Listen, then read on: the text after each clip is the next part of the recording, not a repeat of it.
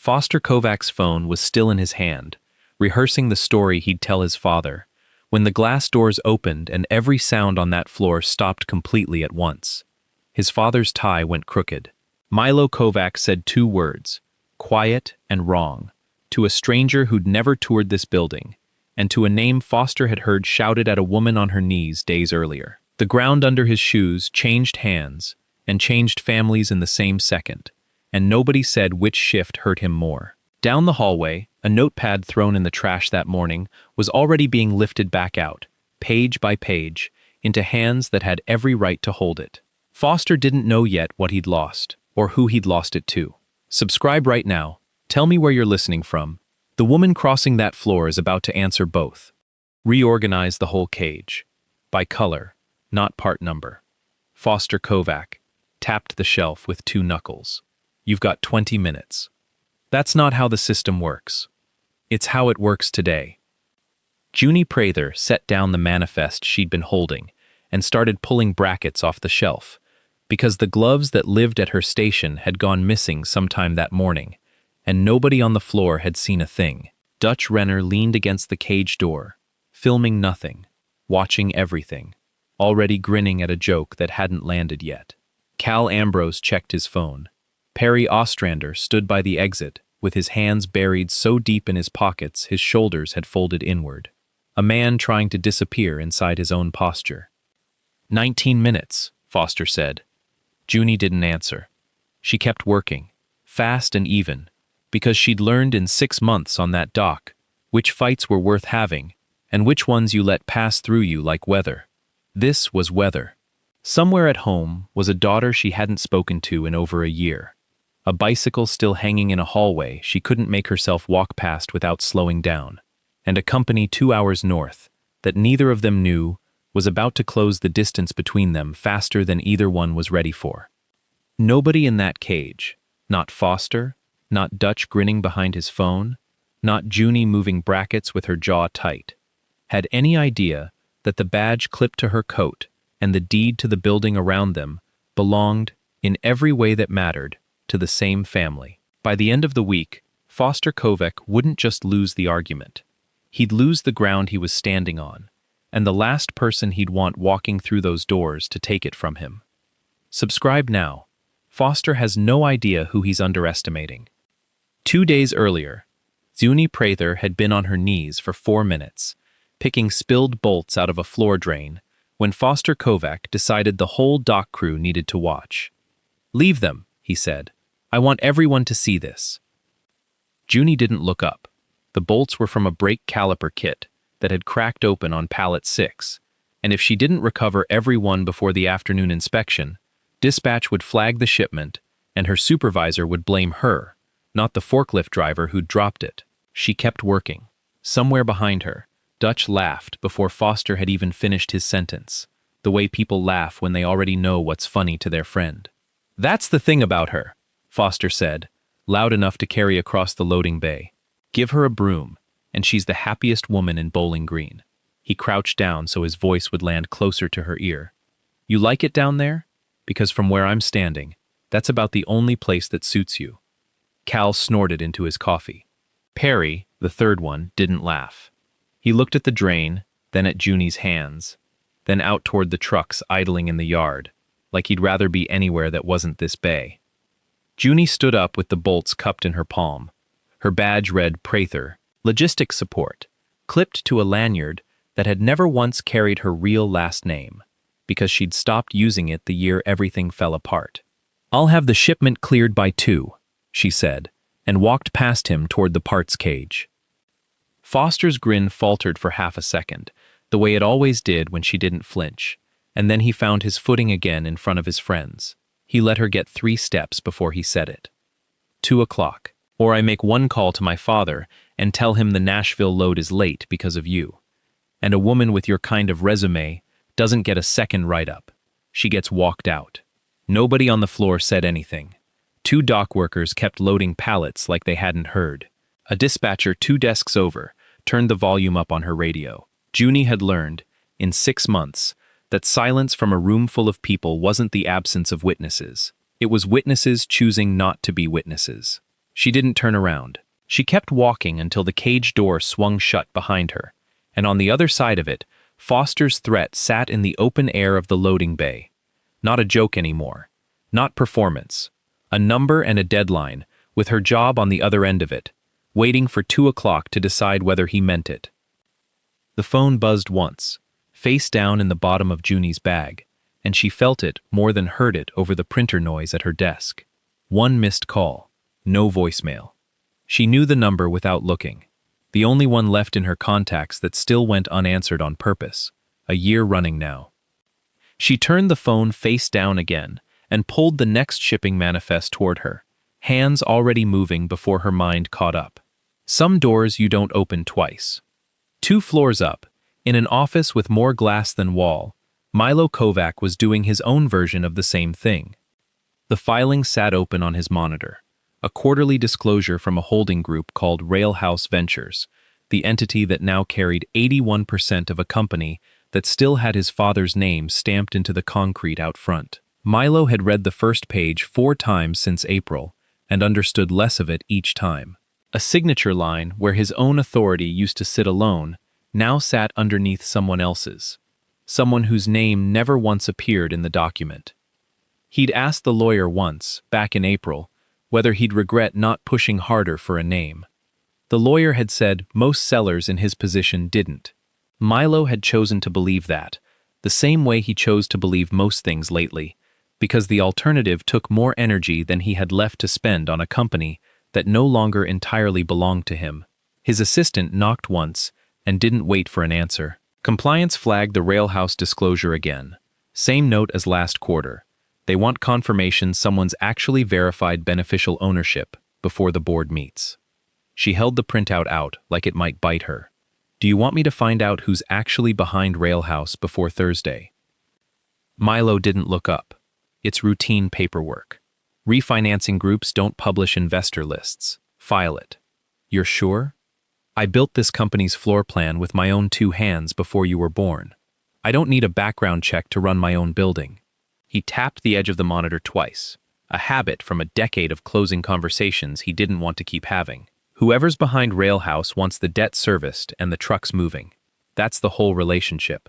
I don't need their name to know what they want from me. The assistant didn't argue. She'd learned, in 4 years working for him, that Milo Kovac only dug in harder the longer you pushed, so she filed the paperwork exactly as told, and 2 hours south in Louisville, Kovac Freight and Logistics sat as a single unremarkable line in a portfolio spreadsheet, exactly the way its majority owner had built it to look, until the day it stopped being useful to look that way. Downstairs, Junie clipped her badge back onto her coat. Prather, J. Logistics Support. And by the time she reached the dock floor, Foster Kovac was already waiting at her station, arms crossed, watching her cross the floor like he was timing something only he knew the rules of. There she is! No smile this time. I had a long talk with my father last night, about attitude problems on this floor, about how many chances one person gets before it stops being a warning and starts being paperwork. He let the silence sit a beat longer than it needed to. You cleared yesterday by the skin of your teeth. Let's see if you can do it twice. Junie didn't answer him. She set her bag down at her station, clipped the radio to her belt, and pulled up the day's shipment schedule, the same way she started every shift, because reacting was exactly what he wanted, and refusing to give it to him was the only leverage she had left on a floor that had already decided which one of them mattered. Wednesday closed clean. Junie clearing the parts cage with 10 minutes to spare. Foster losing interest the second she stopped giving him anything to perform for. He was already looking for the next thing before she'd even set the last bracket down. By Thursday, he had it. Coffee run, he said, dropping a 20 on her desk at 7:52, 8 minutes before her shift technically started. Cream, no sugar. Chop chop. My shift starts at 8. Your shift starts when I say it starts. Junie left the 20 on the desk and opened her laptop instead.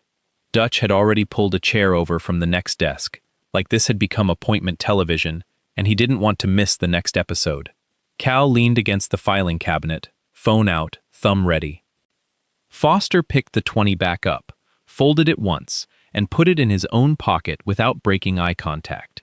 Then he leaned in, close enough that she could smell the coffee he hadn't asked her to fetch, his voice dropping just low enough that it stopped being for Dutch and Cal at all. "Interesting," he said. "Real interesting call, on your 4th month back from a final warning." "I don't have a final warning." "You will by 9. He straightened up fast, like he'd already gotten what he came for, and his voice snapped back to full volume for the room. "Everybody heard that, right? I gave her a direct assignment and she said no, twice now." He was gone before she could answer, already moving toward the stairwell that led up to his father's office, already rehearsing whatever version of the last 30 seconds he planned to deliver. Down the hall, Perry Ostrander watched him go. He'd been standing near the break room with a coffee going cold in his hand, and something in his face had shifted the moment Foster passed him, jaw tight, eyes tracking, a man working up to something. He caught Milo Kovac coming the other way from the elevator and opened his mouth. "Mr. Kovac, there's something on the floor you should probably—" "Not now, Perry." Milo didn't slow down. "Board packets due in an hour." Perry closed his mouth around the rest of the sentence and let it die there. He watched Milo's office door swing shut behind Foster, who'd gotten there 30 seconds ahead of him and understood, the way people understand things a beat too late to matter, that he'd just watched his own window close. Inside the office, Foster didn't sit down. "I need you to sign something before the board meeting." Prather. Insubordination. Second incident this month. Refused a direct assignment in front of 2 witnesses. He set the write-up on the desk. Already typed. Already dated. Milo glanced at the header, not the body. His eyes were still half on the railhouse filing open on his second monitor, a document he'd decided that morning wasn't worth understanding. "This the same one from the parts cage thing?" "Same one. It's a pattern, Dad. I've documented all of it." Milo signed. He didn't read past the first line, didn't ask what documented meant, didn't look up long enough to see his son's face settle into something closer to relief than righteousness. He slid the paper back across the desk, like it was one more form in a stack he'd stopped counting, each signature a little further from anything he actually understood about his own company. "Subscribe now." That signature just became a weapon, and it cuts both ways. The write-up went into the personnel system by 10 a.m., filed under Junie's real employee number, permanent, dated, sitting exactly where Foster would need it if he ever had to justify firing her fast.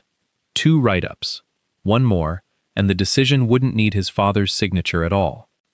Junie found out about it secondhand, from a dispatcher who'd seen the file flag update on the shared drive, and said nothing, because saying something meant reacting, and reacting was exactly what a second write-up needed to become a third one. Instead, on a slow stretch between shipments, she pulled up the State Department of Transportation's public inspection database, the way she sometimes did out of habit when a truck's paperwork didn't sit right in her memory, and typed in the unit number that had been bothering her for 3 days without her knowing why. Unit 114. The State Department of Transportation database loaded slower than Junie remembered, a wheel spinning in the corner of the screen, while the shipment schedule sat untouched beside it. She typed the unit number again, just to be sure her fingers hadn't gotten it wrong the first time. Unit 114, Brake System Inspection, failed, March 6th. She pulled up Kovac's internal maintenance file on the same unit, the one she cross-checked routes against every morning, without thinking twice about it. Unit 114, Brake System Inspection, passed, March 6th. Same date, same truck, 2 different outcomes, signed by the same technician, on file in 2 systems that were never supposed to disagree. She sat with that for longer than she meant to. A typo could explain one wrong date. It couldn't explain a failed inspection turning into a passed one on the exact same day, in the exact same file, with a technician's name attached who, she checked the roster next, had left the company on April 2nd, 3.5 weeks after signing off on a truck that never should have left the yard. She pulled a second unit, then a third. Unit 88, failed in February, passed internally the same week, technician gone by March. Unit 201, failed in January, Passed internally 2 days later. Technician gone within the month. Same shape every time. A real failure. Buried under a clean internal sign-off, and a name that wouldn't be around long enough to ask questions.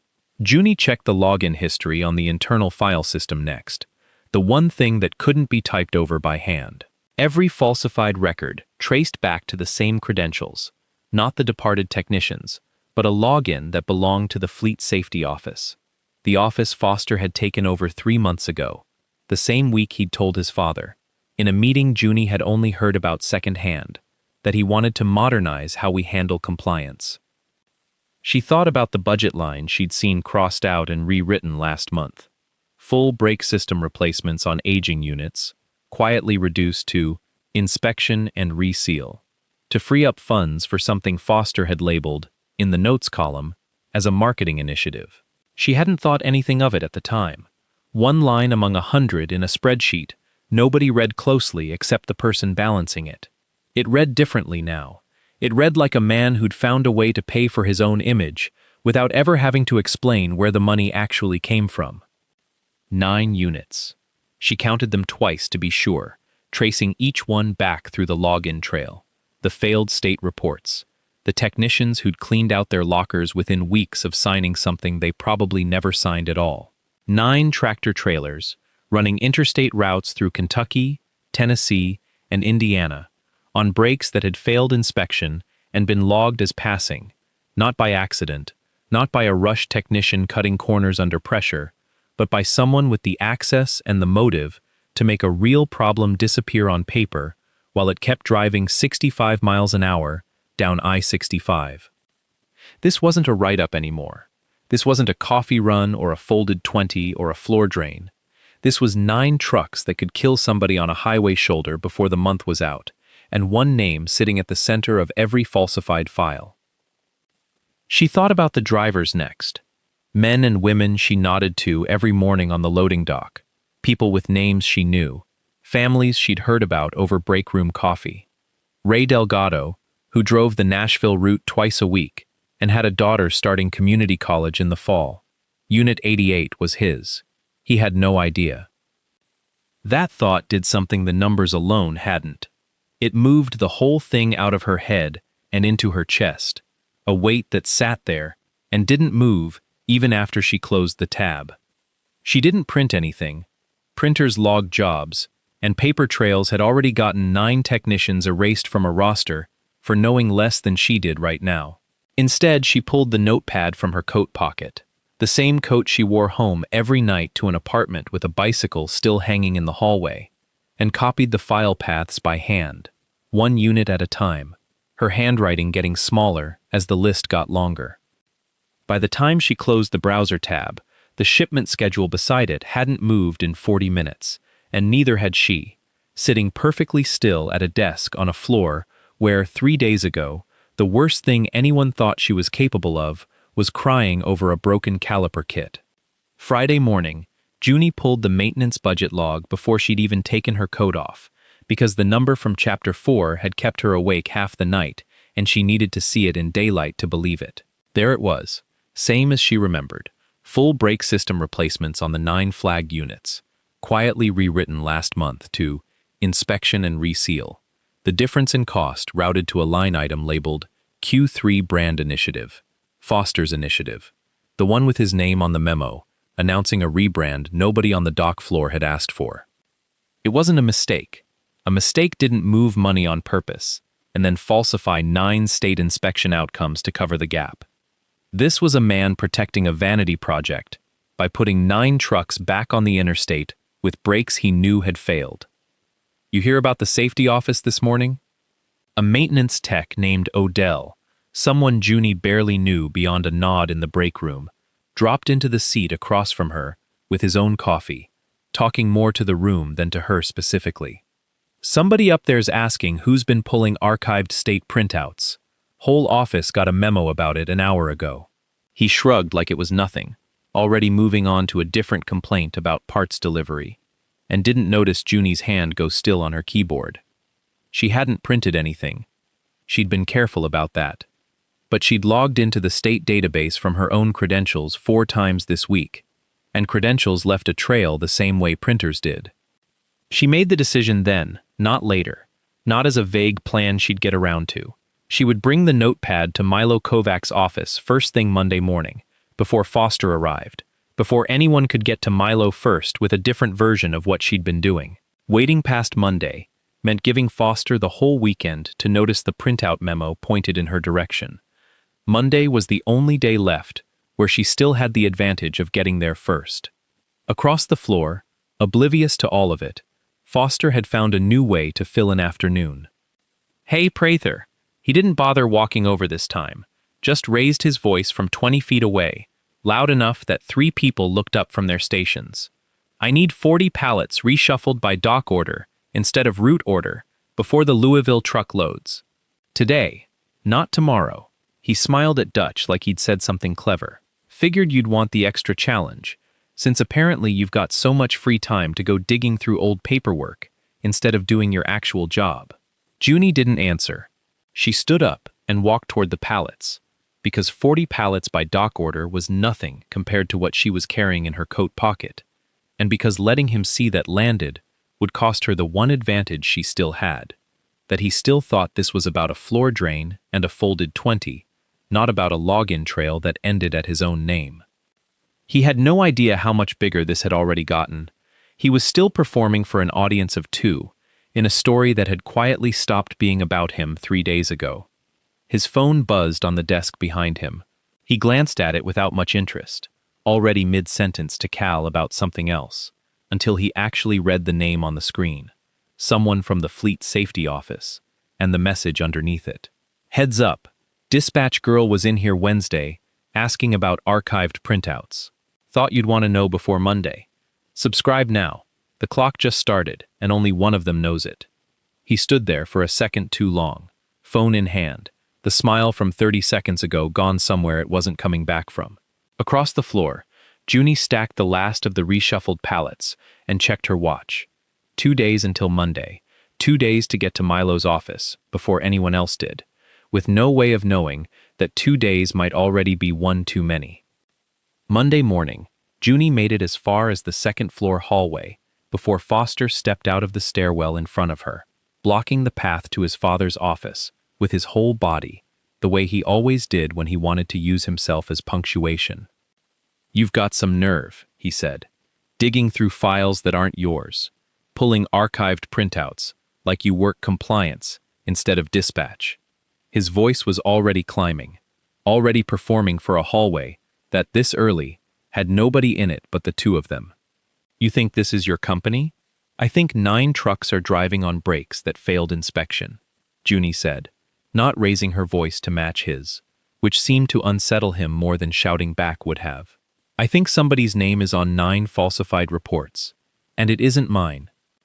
Foster's face moved through 3 things in under 2 seconds. Confusion first, like the sentence hadn't landed where he expected. Then something closer to fear. Then the particular anger of a man watching his own signature get read back to him by someone he'd decided didn't matter enough to notice him do it. "You don't know what you're talking about. Unit 114, Unit 88, Unit 201, 6 more after that. Every falsified sign-off traces back to a login in the Fleet Safety Office. The office you took over in April, the same month you told your father you wanted to modernize compliance." She didn't reach for the notepad in her coat. She didn't need to. She had the numbers memorized by now, which seemed to frighten him worse than any piece of paper could have. "Give me that!" He grabbed for her coat before she could step back, closed his hand around the notepad through the fabric, and pulled it free hard enough to tear the pocket seam. He didn't look at it. He didn't need to. Whatever was written there, its existence alone was the threat. He threw it toward the recycling bin at the end of the hall, and it hit the rim wrong, spilling open, pages scattering across the linoleum like something already dead. "You're done," he said. "Get out of my building. Security will walk you out in 10 minutes, and I promise you, nobody here is going to fight for you." Junie didn't argue. She'd learned a long time ago that arguing with a man mid-collapse only gave him something to push against. She walked to the end of the hall instead and knelt down, gathering the scattered pages one at a time, smoothing each one flat before she stacked it, because some habits don't leave you, even after everything else has been taken. Nobody on the floor moved to help her. Two assistants at nearby desks kept their eyes on their monitors. The same silence Junie had learned to read months ago. Witnesses choosing not to be witnesses. Again, still, the pattern holding even now. Except one of them wasn't looking at her monitor. She'd heard every word of it through the open stairwell door, and she wasn't thinking about Junie or Foster at all. She was thinking about a laminated card taped inside her desk drawer, one she'd been told to keep there since the ownership transition in April, with a single phone number on it and 4 words of instruction beneath. For safety disclosure obstruction only. She'd never expected to use it. She picked up her desk phone, checked the number twice against the card, and dialed. It didn't ring long. 2 hours north, in a glass-walled office in Louisville, a phone lit up on a desk beside a stack of quarterly reports, a line that existed for exactly one purpose and had never once been triggered in 6 months of ownership. This is Ren. The assistant's voice shook more than she wanted it to. I'm calling from Kovic Freight in Bowling Green. I think you need to know what just happened here. A dispatch employee found falsified safety records and got fired for reporting it 10 minutes ago. It got loud. I think it's still happening. There was a pause on the other end of the line, brief and businesslike. Nothing more than someone doing the math on how fast she could get there. Is she still in the building? I think so, yes. I'm on my way, Ren said, and the line went dead before the assistant could say anything else. Ren Prather was already standing by the time the call ended, her chair still rocking behind her, a quarterly report open on her monitor that she didn't bother closing. Her assistant looked up from the doorway, startled by how fast the room had changed shape. Clear my afternoon, everything. Ren was already pulling her coat off the back of the chair. If the Hendricks call comes in, tell them I'll reschedule. I don't care what it costs us. Where are you going? Bowling Green. She didn't stop moving. Kovac Freight. You want me to call ahead? Let them know you're... No! Ren was already at the door. That's exactly what I don't want. She didn't call ahead. She'd built Railhouse on a rule she'd never once broken. You don't warn a room you're about to walk into, because the warning is what gives people time to clean up what you're coming to see. Her name sat on every deed and operating license that building had, even if the paint on the front door still said Kovic, even if not one person on that dock floor had ever laid eyes on her. 6 years ago, she'd needed exactly this, someone with the power to walk through a door on her behalf, and nobody had come. She'd made herself into the person who came instead. She wasn't about to stop now because the drive was 2 hours long. She was on I-65, within 11 minutes of hanging up, her phone mounted on the dash, 3 missed calls already stacking up from Milo Kovac's office that she had no intention of answering until she was standing in front of him. 2 hours south, Junie was still on her knees in the hallway. She'd gathered most of the pages by now, smoothing each one flat before setting it on top of the last, the recycling bin still tipped on its side where Foster had left it. Nobody had come to help her. A man from facilities walked past twice and found something urgent to attend to at the far end of the hall both times. A dispatcher she'd worked beside for 6 months slowed at the corner, looked at her on her knees, and kept walking toward the break room instead. Junie didn't look up to watch any of them go. She'd stopped expecting the floor to do anything different a long time before this morning, and there was something almost peaceful in not being surprised by it anymore.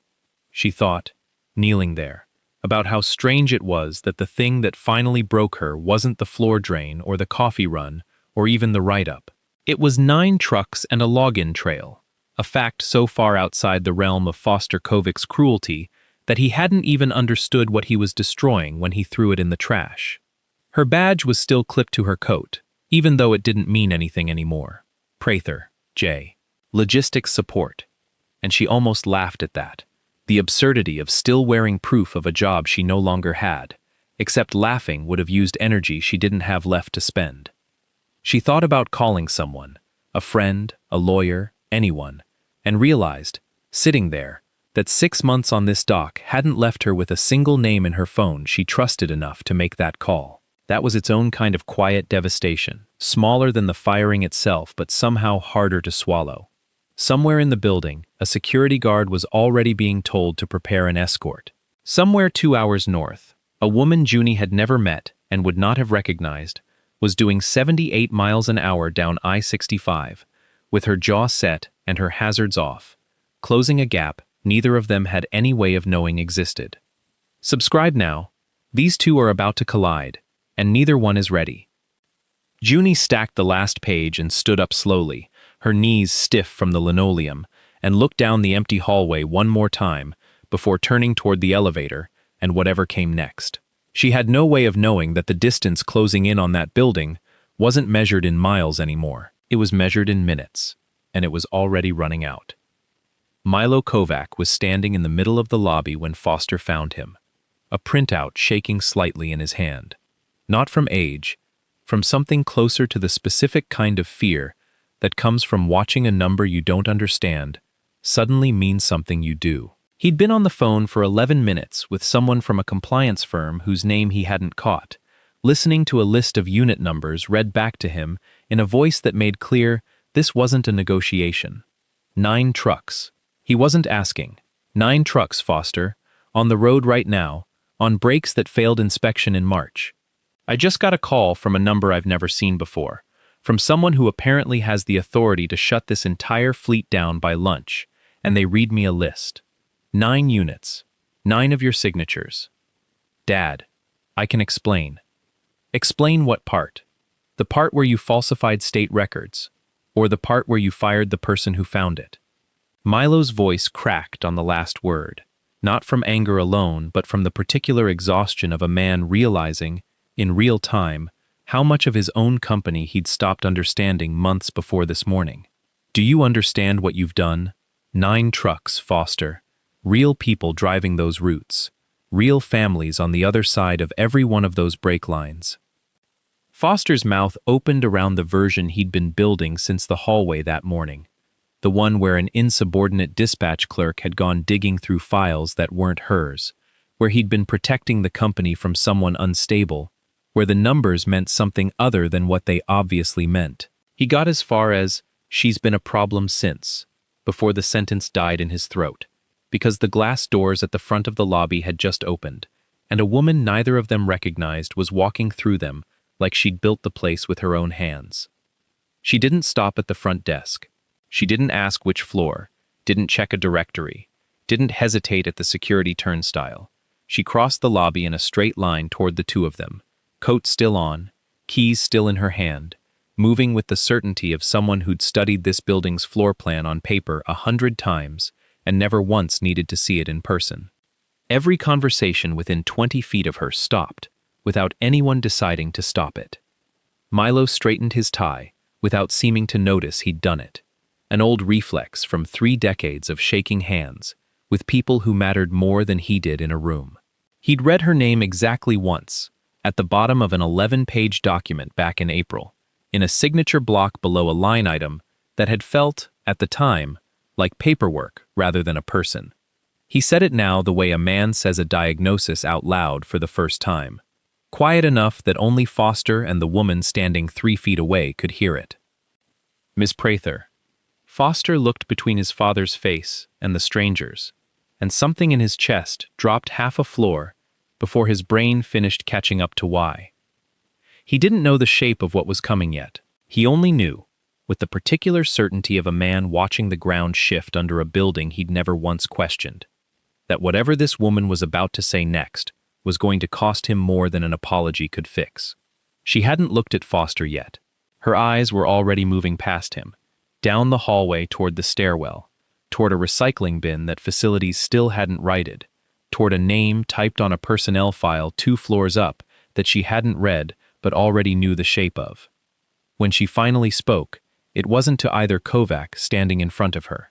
It was past them, to the whole building, to whoever had let this happen and hadn't stopped it. "Where is she?" she said, already walking before either man could answer, already closing the distance toward the one person in that building who'd earned the right to stand next to her when the rest of this landed. Foster understood before anyone said another word. It hit him as a physical sensation, not a thought. The floor tilting under a man who'd spent his whole life assuming the ground beneath him was permanent. He watched his father's face, heard how Milo had said Ms. Prather, formal, careful, a title instead of a name, and the shape of it clicked into place, a half-second before Wren ever confirmed it out loud. The badge on the dispatch clerk's coat, the surname he'd never once bothered to notice, the building he'd been told his whole life belonged to a Kovac. "Where is she?" Wren said again, already moving, and Milo pointed toward the stairwell, without needing to be asked twice. They found Junie still in the hallway, standing now, a stack of gathered pages held flat against her chest, the recycling bin tipped on its side behind her, where it had landed that morning. She looked up at the sound of footsteps, and saw a woman crossing the floor toward her, with her jaw set in a way that stopped Junie's breath, before her mind caught up to why. A set she hadn't seen in over a year, but would have recognized in a crowd of 1,000 people, because she'd watched that exact jaw set itself the same way 100 times over a childhood dinner table, right before her daughter refused to back down from something she believed in. Wren. Mom. Neither of them moved for a second that stretched longer than either could account for afterward. Then Wren crossed the last few feet and knelt down beside the recycling bin, gathering the scattered pages that hadn't made it into Junie's arms yet, smoothing each one flat before she stacked it. The same motion, the same care, a gesture neither of them had taught the other, but both of them did anyway. "You own this," Junie said, not a question. She was still working it out loud, page by page, the same way she'd worked out 9 falsified brake inspections 3 days earlier. "I bought it in April." Wren didn't look up from the papers. "I didn't know you worked here. I swear to you, I didn't know." "I know." Junie's voice cracked on the second word, the first crack in it all week. "I would have told you. I just didn't know how to start." Foster stood at the end of the hallway, watching 2 women he'd spent a week trying to break turn out to be the same family, in the same building, both of them now holding more power over his future than his own last name had ever given him. He opened his mouth to say something, an apology, an explanation, a plea, he didn't know which, and nothing came out that sounded like any of them. Subscribe now, his whole identity just came apart, and this is only the start. Wren stood, the recovered pages squared neatly in her hands, and turned to face him for the first time since walking through the doors. She didn't raise her voice. She didn't need to. Every person left on that floor had already gone still. "You had her scrubbing a marble floor on her knees," she said. "You falsified 9 safety reports and put 9 trucks back on the interstate with brakes you knew had failed. You fired the one person on this entire floor who actually did her job, because she caught you. She let that sit for exactly as long as it needed to. I don't know which part of that you thought you'd get away with, but you're not running fleet safety anymore. You're not running anything here anymore. You can't just—" "I can." She said it simply, the way a fact gets stated instead of argued. "I own 81% of this company. I've owned it since April. Every decision you've made in that office for the last 3 months was made in a building that was never yours to make decisions in." Milo stood a few feet away, still holding the printout that had started his morning, watching his son's authority evaporate in real time in a hallway that used to belong, in every sense that mattered, entirely to their name. He didn't defend Foster. He didn't say anything at all, because there wasn't a version of the last 3 months he could explain that made either of them look like people worth defending. Foster looked at his father, then at Wren, then at Junie, still holding the recovered pages against her chest, still wearing a badge that had never once carried her real name.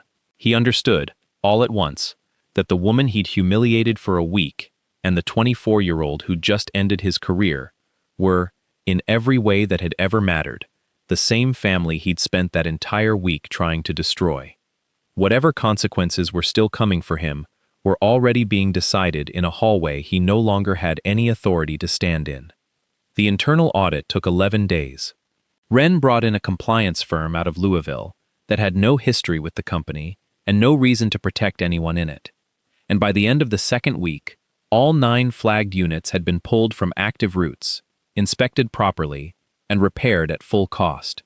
The same brake system replacements Foster had quietly downgraded to free up budget for a rebrand nobody had asked for. The technicians who'd left the company under pressure were contacted individually.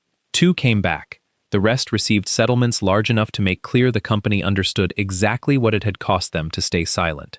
Milo Kovacs didn't fight the restructuring. He sat through every meeting Ren called that month. Mostly quiet, watching a company he'd built his identity around get rebuilt by someone 30 years younger who understood its actual condition better than he did. In the second week, Ren asked him directly, in front of the compliance team, why he'd never once asked who Railhouse actually was. Milo didn't have an answer that sounded like anything but what it was. "I didn't want to know," he said. "Not really. Knowing would have meant admitting I'd already lost the company before I signed anything." Nobody in the room said anything back. Ren didn't need them to. He signed the paperwork transferring full operational authority without needing to be asked twice this time, and when Ren offered him a seat on an advisory board with no real power attached to it, he took it. Not because it meant anything, but because it was more than he'd expected to keep. Foster's fall wasn't loud. There was no press release, no public account of 9 falsified brake reports, or a woman forced to kneel over a floor drain for his amusement. Ren kept it inside the walls of the company on purpose. Internal accountability, not spectacle, because the point had never been to destroy him in front of an audience, the way he'd tried to destroy Junie in front of one. He was removed from every position of authority, barred from the fleet safety office permanently, and required to write, in his own hand, a full accounting of what he'd falsified and why. It took him 3 drafts before he stopped trying to explain himself and just told the truth. Milo read it. Ren didn't. She said she'd heard enough of Foster's voice for one lifetime. Junie didn't go back to the dock floor. She didn't need to. Ren offered her a role overseeing exactly the kind of fleet safety compliance Foster had gutted, and Junie said yes, on the condition that nobody call it charity, because it wasn't.